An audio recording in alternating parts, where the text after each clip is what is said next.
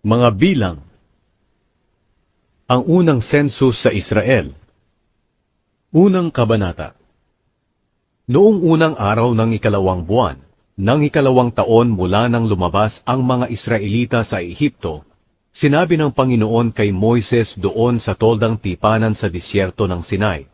Sabi niya, "Isensus ninyo ang buong mamamayan ng Israel, ayon sa kanilang lahi at pamilya.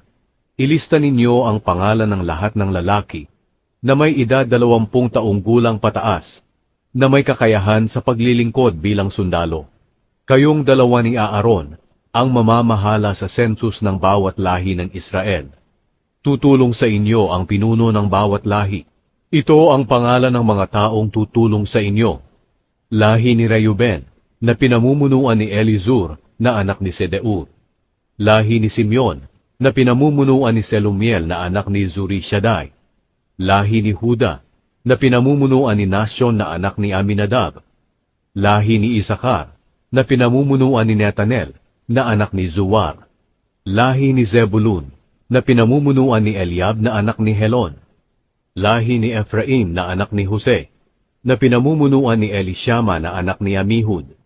Lahi ni Manase, na anak ni Jose, na pinamumunuan ni Gamaliel, na anak ni Pedazur. Lahi ni Benjamin, na pinamumunuan ni Abida, na anak ni Gideoni.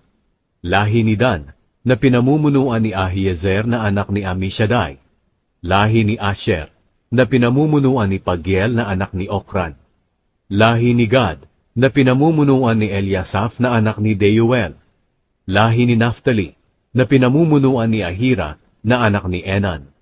Sila ang mga pinuno ng mga lahing pinili mula sa mga mamamayan ng Israel. Kasama ng mga pinunong ito, tinipon ni na Moises at Aaron ang lahat ng mga Israelita ng araw ding iyon.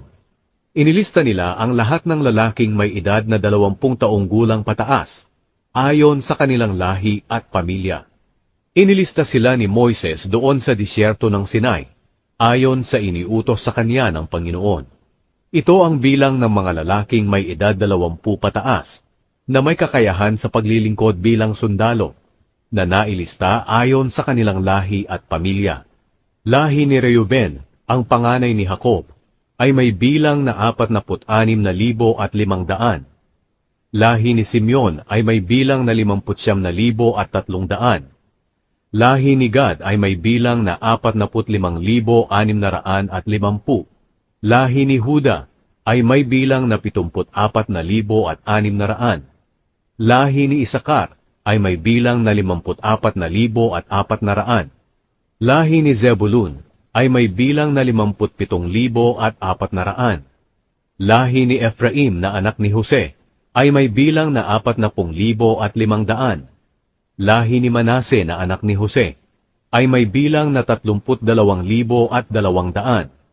Lahi ni Benjamin ay may bilang na 35,400.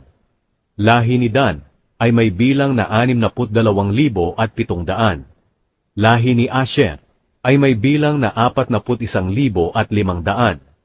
Lahi ni Naphtali ay may bilang na 53,400. Sila ang mga lalaking nabilang ni na Moises at Aaron at ng 12 pinuno ng Israel. Ang bawat isa sa kanila ay kumakatawan sa kani-kanilang pamilya. Sila ay 20 taong gulang pataas at may kakayahang maging sundalo ng Israel. Ang kabuuang bilang nila ay 603,550, pero hindi kasama rito ang mga lahi ni Levi, sapagkat sinabi ng Panginoon kay Moises, "Huwag ninyong isama ang lahi ni Levi sa census, kasama ng ibang mga Israelita, na magsisilbi sa panahon ng labanan. Sa halip, ibigay sa kanila ang responsibilidad na pamahalaan ang tolda na kinalalagyan ng aking mga utos at ng lahat ng kagamitan nito. Sila ang magdadala ng tolda at ng lahat ng kagamitan nito, at kailangang pangalagaan nila ito, at magkampo sila sa paligid nito. Kapag lilipat na ang tolda, sila ang magliligpit nito, at kung itatayo naman, sila rin ang magtatayo nito. Ang sino mang gagawa ng ganitong gawain sa tolda na hindi Levita ay papatayin. Magkakampo ang mga Israelita ayon sa bawat lahi nila. at may bandila ang bawat lahi. Pero ang mga Levita ay magkakampo sa paligid ng tolda na kinalalagyan ng aking mga utos, para hindi ako magalit sa mga mamamayan ng Israel. Ang mga Levita ang responsable sa pangangalaga ng tolda na kinalalagyan ng aking mga utos. Ginawa itong lahat ng mga Israelita ayon sa iniutos ng Panginoon kay Moises.